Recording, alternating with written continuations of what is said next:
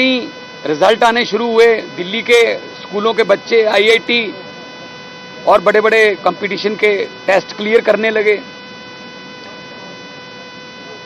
एक कलेक्टर का बच्चा, एक रिक्शे वाले का बच्चा, एक झुग्गी झोपड़ी वाले का बच्चा एक ही बेंच पर बैठकर एक ही किताब पढ़ने जब लगे। आप लोग इस बात के गवाह हो, अपने कैमरों में बहुत बार उन स्कूलों का रिजल्ट को दिखाया होगा। तो बड़े बड़े दुनिया भर के जो लोग थे वो स्कूलों को देखने के लिए आए कि स्कूल देखने हैं दिल्ली के। तो दिल्ली में जो चैलेंज आए और लेकिन कामयाबी हुई और प्राइवेट स्कूलों से निकालकर पेरेंट्स जो है सरकारी स्कूलों में अपने बच्चों को भर्ती कराने लगे। तो ये देश में पहली बार हुआ, शिक्षा क्रांति हुई। तो पंजाब में सरकार बनी तो हमने भी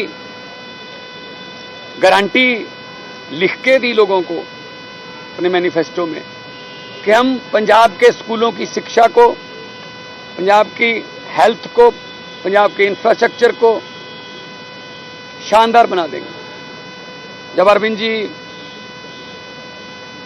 माननीय हमारे नेशनल कन्वीनर जो हैं वो हमारे साथ रोड शो करते थे पंजाब में, तो इन्हीं में से बहुत से टीचर इनके स्कूलों के सामने से हम रोड शो लेके निकलते थे। तो हम यही वादा करते थे कि थोड़ी देर रुक जाओ, यही स्कूल जो है शानदार होंगे, यहाँ से अच्छे रिजल्ट आएंगे और इंफ्रास्ट्रक्चर अच्छा होगा।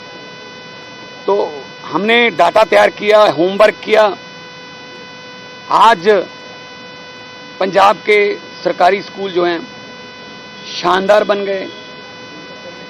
157 बच्चे, पहली बार हुआ है 157 सरकारी स्कूलों के स्टूडेंट आईआईटी की परीक्षा पास कर चुके हैं। 8000 स्कूल, हमारे 19,000 से ज्यादा स्कूल हैं, 8000 स्कूल ऐसे थे जहां चार दीवारी ही नहीं थी। हजारों स्कूल ऐसे थे जो सिंगल टीचर स्कूल थे। हजारों स्कूल ऐसे थे जहां बाथरूम ही नहीं थे। तो हमने सारा इंफ्रास्ट्रक्चर, बजट बढ़ाया, शिक्षा का सारा इंफ्रास्ट्रक्चर बदला, अभी भी चल रहा है काम।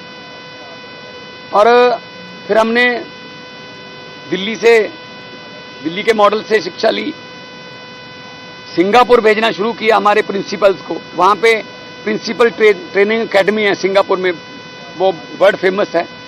202 प्रिंसिपल हमारे अभी तक सिंगापुर से ट्रेनिंग लेके अपने कुलीग को यहाँ पे आके अपने कुलीग्स को ट्रेनिंग देके बड़े शानदार रिजल्ट दे रहे हैं। 152 हमारे टीचर्स को हमने IIM अहमदाबाद भेजा। वहाँ से उन्होंने पढ़ाई के लेटेस्ट तरीके, बच्चों को समझाने के लेटेस्ट तरीके सीखे और यहाँ पे आके वो काम कर रहे हैं। आज 72 हमारे जो टीचर्स हैं, जो प्राइमरी स्कूलों के, मुढ़ली शिक्षा के, प्राथमिक शिक्षा के टीचर हैं, वो फिनलैंड जा रहे हैं। 3 करोड़ का बजट है, सरकार स्पॉन्सर कर रही है। और फिनलैंड में पूरी दुनिया से लोग, नंबर 1 ट्रेनिंग एकेडमी है वहाँ पे, उसी को हमने सिलेक्ट किया। और 72 टीचर हमारे पूरे पंजाब से चुनने का क्राइटेरिया, हर टीचर जिसने अप्लाई किया कम से कम 10 स्टूडेंट के पेरेंट्स से उनको रिकमेंडेशन चाहिए कि ये टीचर अच्छा पढ़ा रहा है, इसको अगर और तराश दिया जाए तो हमारे बच्चे का फ्यूचर बन जाएगा। और 10 जो उस स्कूल में पढ़ के जा चुके हैं, उन स्टूडेंट्स की, उन टीचर से पढ़ के जा चुके हैं, उनकी रिकमेंडेशन। 600 एप्लीकेशन है, इसका मतलब 6000 पेरेंट्स की रिकमेंडेशन पे जा रहे हैं। ये कोई, इसमें हमने कोई पर्चियां नहीं निकाली, पूरे पंजाब से हैं, किसी डिस्ट्रिक्ट से 3 है, किसी से 1 भी है। तो हमारा मकसद है स्कूली शिक्षा को शानदार बनाना, और हम 118 स्कूल ऑफ एमिनेंस बना रहे हैं। जिनमें से 14 का उद्घाटन हो गया, 13 अभी रेडी हैं। वो क्या है,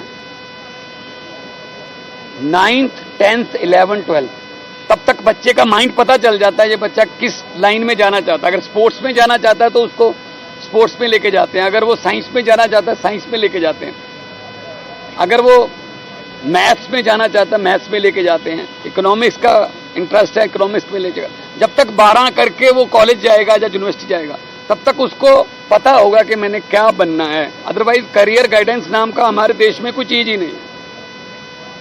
2 राज्यों में सरकार है हमारी, दोनों राज्यों में स्कूली शिक्षा पूरे देश से बढ़िया है। 22 राज्यों में सरकार है बीजेपी की, 23 में भी आ गया हरियाणा। किसी एक राज्य का रिजल्ट दिखा दें, स्कूल दिखा दें ऐसा। ये स्कूलों की बात ही नहीं करते, ये अस्पतालों की, इंफ्रास्ट्रक्चर की, बिजली की, पानी की बात ही नहीं करते। ये तो बस पोलराइजेशन की बात करते हैं। ये अलग है, ये तुम्हें मार देगा, ये तुम्हारा टूटी छीन के ले जाएगा, ये तुम्हारे रोटी छीन के ले जाएगा, ये तेरे घर के सामने गड्ढा खोद देगा। ये उनकी मतलब राजनीति है। सो आज के जमाने में जब एजुकेशन, बाबा साहब भीमराव अंबेडकर जी ने कहा था शिक्षा शेरनी के दूध जैसी है, जो भी उसको पिएगा वो दहाड़ेगा। तो बाबा साहब ने जिस हालातों में से उठकर पढ़ाई की, इस लेवल की, विदेशों में जाके पीएचडीज की, तो उनका सपना पूरा करने वाले, क्योंकि स्कूलों में गरीबों के बच्चे पढ़ रहे, सरकारी स्कूलों में। और आम आदमी पार्टी का, अरविंद जी का, पंजाब सरकार का, हमारा ये एक सपना है, इच्छा है। हम आम लोगों की मजबूरी को मर्जी में बदलना चाहते हैं। आज आम लोगों की मजबूरी है, अगर कोई बीमार हो जाए प्राइवेट में इलाज कराना पड़ता है, सरकारी पे यकीन नहीं रहा, सरकारी अस्पताल पे मशीनें नहीं हैं, दवाइयां नहीं हैं, डॉक्टर नहीं हैं। अगर प्राइवेट में कराओगे सब कुछ दिख जाएगा, मजबूरी है। दिल्ली में शानदार सरकारी अस्पताल बना दिए, दिल्ली में सब इलाज फ्री होता है, पैरासीटामोल की गोली से लेके 40-50 लाख के टेस्ट तक। ऐसे ही पंजाब में चल रहा है, शानदार सरकारी हॉस्पिटल बन रहे हैं और डॉक्टरों को भर्ती किया जा रहा है, मेडिकल कॉलेज बन रहे हैं। ऐसे ही स्कूल, सरकारी स्कूलों का है। लोगों की मजबूरी है कि प्राइवेट में पढ़ाना पड़ेगा बच्चा, क्योंकि सरकारी स्कूल पे यकीन नहीं रहा, इंफ्रास्ट्रक्चर नहीं है, बाथरूम नहीं है, किताबें नहीं है, वर्दियां नहीं है। लोग सोचते हैं जब अपनी तो जैसे तैसे करके कट गई, बच्चे को तो पढ़ा लें, और सरकार प्राइवेट में पढ़ाएंगे तो सब कुछ बिक जाएगा, फीस इतनी है। ये मजबूरियां हैं। आने वाले चंद दिनों में ही, फ्यूचर में, पंजाब में ये मजबूरी, दिल्ली में तो उन्होंने कर दिया काम, पंजाब में ये मजबूरियां मर्जियां बन जाएंगी। आपकी मर्जी है, इलाज प्राइवेट से करवाना प्राइवेट से करवा लो, सरकारी से करवाना सरकारी से करवा लो, इलाज एक जैसा ही है। हाँ, उधर पैसे लगेंगे, इधर पैसे भी नहीं लगेंगे। ऐसे ही स्कूलों का है, प्राइवेट में पढ़ाना प्राइवेट में पढ़ा लो बच्चा, सरकारी में पढ़ाना सरकारी में पढ़ा लो। पढ़ाई का लेवल जो है वो सेम होगा, एक जैसा होगा, लेकिन हाँ उधर फीस लगेगी, इधर तो फीस भी नहीं लगेगी। तो इस पैटर्न पे हम चल रहे हैं और बहुत ही शानदार रिजल्ट आ रहे हैं। और बच्चे जो हैं, बच्चे जो हैं कुल, और पहली बार हुआ है, मैं नेशनल मीडिया खड़ा है, कि सरकारी स्कूलों में पेरेंट टीचर मीटिंग शुरू हुई है। सरकारी स्कूलों में पीटीएम नहीं होता था, हमने ये शुरू किया। 20 लाख पेरेंट्स आए। अभी भी मेगा पीटीएम हमारी आने वाले दिनों में है। कम से कम टीचर्स को ये पता हो कि बच्चा स्कूल के बाद कौन से माहौल में रहता है, कौन सी संगत में रहता है। पेरेंट्स को ये पता हो, माता पिता को पता हो कि स्कूल में बच्चा कैसा बिहेव कर रहा है, कौन से टीचर उसको पढ़ा रहे हैं, आपस में उनका जो है तालमेल होना चाहिए। तो हर साल हमारे पीटीएम होती है और बहुत खुश हैं। मतलब रिक्शे वाला अपना रिक्शा छोड़ के 1 घंटे के लिए अपने बच्चे के लिए आ रहा है कि 1 घंटा रिक्शा नहीं चलाऊंगा, लेकिन मैं मेरे बच्चे की आज पेरेंट टीचर मीटिंग है। कितनी खुशी होती होगी उसको कि मेरे बच्चे को पढ़ाया जा रहा है, मेरे बच्चे के बारे में कमियां और मेरे बच्चे की खूबियां बताई जा रही हैं और काम कर रहे हैं। क्योंकि आजकल पढ़ाई सिर्फ टीचर्स या किताबों की नहीं है, पेरेंट्स भी साथ में, हालांकि जो प्राइवेट स्कूल वाले हैं उसमें तो पढ़ना ही पेरेंट्स को पड़ता है, जो जितना होमवर्क है वो करना ही पेरेंट्स को पड़ता है, साथ साथ में दोबारा पढ़ाई करनी पड़ती है ज़िंदगी में। तो बच्चों को निखारने के लिए, बच्चों के टैलेंट को और तराशने के लिए टीचर्स को तराशना पड़ेगा। तो हमारा ये आज 72 टैलेंटेड टीचर्स का जो ग्रुप है वो फिनलैंड 3 हफ्ते का ये टूर है। वहाँ पे यूनिवर्सिटी में कैंप लगेंगे, अलग अलग विषयों के बारे में बताया जाएगा और आके ये अपने कोलीग्स को भी बताएंगे, अपने बच्चों को बताएंगे। कोई सवाल आपका हो?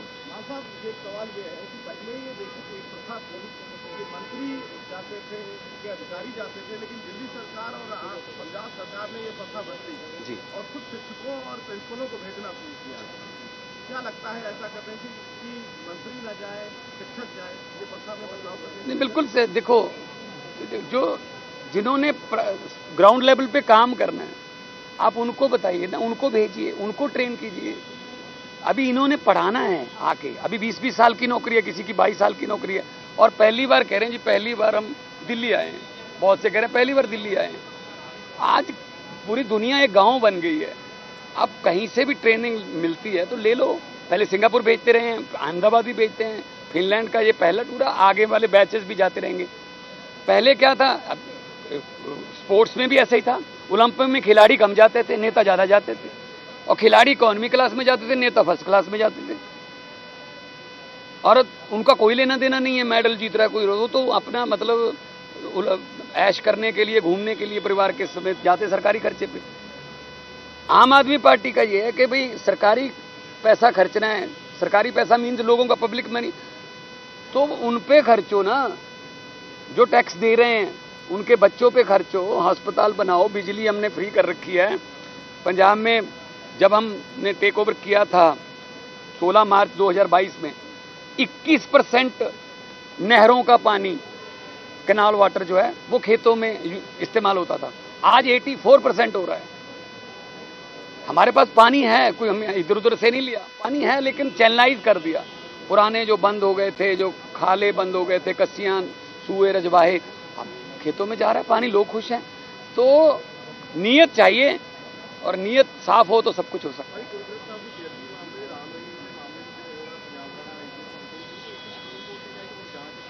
बिल्कुल, पंजाब सरकार ने ਇੱਥੇ ਚੈਲੰਜ ਕੀਤਾ ਸੀਗਾ ਹਾਈ ਕੋਰਟ ਦੇ ਸਟੇ ਨੂੰ, ਤੇ ਸਾਨੂੰ ਅੱਜ ਇੱਥੋਂ ਸਟੇ ਤੇ ਜਿਹੜੀ ਹੈ ਰਾਹਤ ਮਿਲੀ ਹੈ, ਤੇ ਅਸੀਂ ਜਿਹੜਾ ਉਹ ਬਿਲਕੁਲ ਜੋ ਕਾਰਵਾਈ ਹੈ ਅੱਗੇ ਤੋਰਾਂਗੇ ਹੁਣ, ਕਿਉਂਕਿ ਗੁਰੂ ਗ੍ਰੰਥ ਸਾਹਿਬ ਜੀ ਦੀ ਬੇਅਦਬੀ ਬਹੁਤ ਸਾਡੇ ਲੱਖਾਂ ਹਿਰਦੇ ਬਲੂੰਦਰੇ ਗਏ ਔਰ ਉਹਦਾ ਕੋਈ ਰਿਜ਼ਲਟ ਹੀ ਨਹੀਂ ਨਿਕਲਿਆ 2 ਸਰਕਾਰਾਂ 'ਚ। तो ਅਸੀਂ ਵੀ ਵਾਦਾ, ਇਹ ਵੀ ਵਾਦਾ ਕੀਤਾ ਲੋਕਾਂ ਨਾਲ ਕਿ ਅਸੀਂ ਇਹਦਾ ਇਨਸਾਫ ਦਵਾਵਾਂਗੇ ਔਰ ਦਵਾਵਾਂਗੇ, ਔਰ ਜਿਹੜੇ ਮਰਜ਼ੀ ਵਕੀਲ ਕਰਨੇ ਪੈਣ, ਸਾਨੂੰ ਜੋ ਮਰਜ਼ੀ ਕਰਨਾ ਪਵੇ, ਲੋਕਾਂ ਦੇ ਹਿਰਦਿਆਂ ਨੂੰ ਸ਼ਾਂਤੀ ਤਾਂ ਮਿਲਣੀ ਚਾਹੀਦੀ ਹੈ।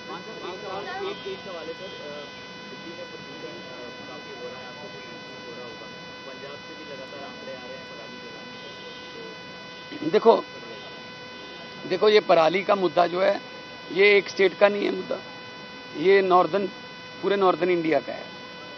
इसके लिए मैं पहले भी कह चुका हूँ, प्रधानमंत्री जी अगर यूक्रेन का युद्ध रुकवा सकते हैं, ऐड आती है ना, पापा युद्ध रुकवा दिया था मोदी जी ने, तो यहाँ का धुआं नहीं बंद करवा सकते। बिठाओ, सारी स्टेटों को बिठाओ, बुलाओ और कंपनसेशन दो, कोई उसके नतीजे, साइंटिस्टों को बुलाओ। पंजाब का किसान नहीं चाहता, पहली बात तो धान भी चाहता है कि मैं ना उगाऊं, पानी नहीं है हमारे पास, वाटर लेवल जो है हमारा नीचे चला गया, लेकिन कोई अल्टरनेटिव फसल जो है वो कहाँ से, उसकी एमएसपी नहीं मिलती। तो बड़े शानो शौकत से हम कहते हैं इस बार 180 लाख मीट्रिक टन धान जो है पंजाब सेंट्रल पूल में देगा।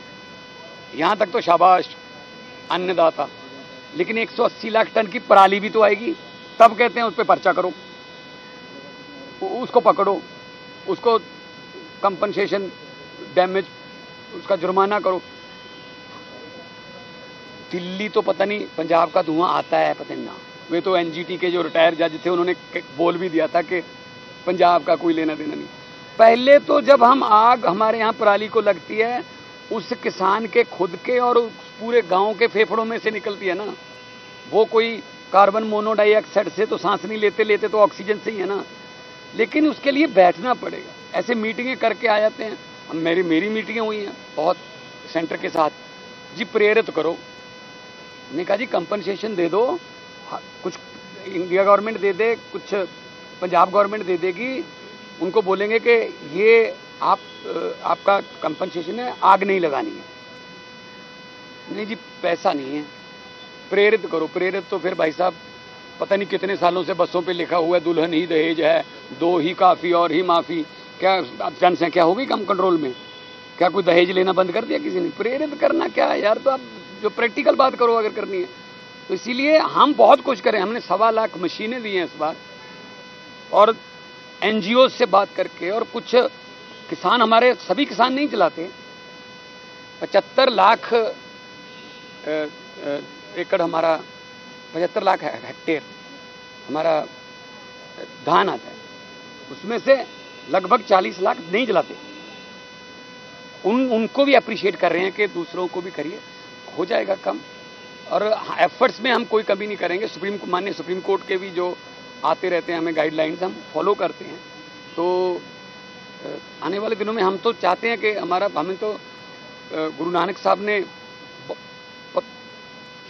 सदियों पहले लिख दिया था वाणी में, पवन गुरु पानी पिता माता धरत महत। पवन हवा, पवन को गुरु का दर्जा, पानी को पिता का दर्जा, और धरती को माँ का दर्जा, कि ये तीनों दर्जे कायम रख दिए। तो हम तो ग्रंथ में, गुरु ग्रंथ मतलब विश्वास रखते हैं कि हम गुरुओं की वाणी को, उनके वचनों को हम फॉलो करें। सर, ये प्राइमरी टीचर्स का फर्स्ट बैच जा रहा है फिनलैंड, सर आगे और कितने बैचेस जाएंगे? आगे आने वाले दिनों में आते जाते रहेंगे। प्रिंसिपल्स भी गए थे पहले, मिडिल वाले भी गए थे, अभी ये बच्चे हैं। और इनसे, मेरे से ज़्यादा ना, मेरे पास तो ये माइकों का ढेर जो है ना, ये लगा ही रहता है। इनसे ज़रा पूछिए कि वो कैसा फील हो रहा है, कैसा लग रहा है। दिवालिया, मैंने इनको कहा है कि दिवाली आपने बहुत सी मनाई होंगी, लेकिन याद नहीं होगी कोई। एक दिवाली छोड़ के देखो, इस बार ये दिवाली वहीं मनाएंगे, ये सारी उम्र याद रहेगा कि हम एक बार वहाँ विदेश में गए थे, तब दिवाली यहाँ थी। तो बच्चों के भविष्य के लिए, और पंजाब को नंबर 1 स्टेट बनाना है, तभी देश नंबर 1 बनेगा। पंजाब हमेशा हर लहर में पंजाब लीड करता रहा है, चाहे वो हरा इनकलाब है, चाहे वो आज़ादी का संघर्ष है, चाहे वो कोई भी देश में कोई इनकलाब या कुछ चेंज, बदलाव, तो पंजाब लीड करता है। अभी आम आदमी पार्टी जो है, दिल्ली के बाद सीधा ही पंजाब में पहले 4 MP, उसके बाद 20, उसके बाद 92। तो पंजाब जो है वो रेवोल्यूशनरी लोग हैं हम। जो आज़ादी में हमारे 90% योगदान है हमारा। अब हमें कोई देशभक्ति का सर्टिफिकेट दे तो अच्छा नहीं लगता। देश ही हमने लेके दिया है। हमारे बुजुर्गों ने फांसी के फंदे, हमारे शहीदों ने तशद्दुद आज़ादी के समय जेलें काटी हैं। तो पंजाब जो है वो बहुत ही सेंटिमेंटल स्टेट भी है। प्यार से जो मर्जी हमसे ले लो, लेकिन हमारे साथ अगर कोई बेइंसाफ़ी होगी तो रिएक्ट करें।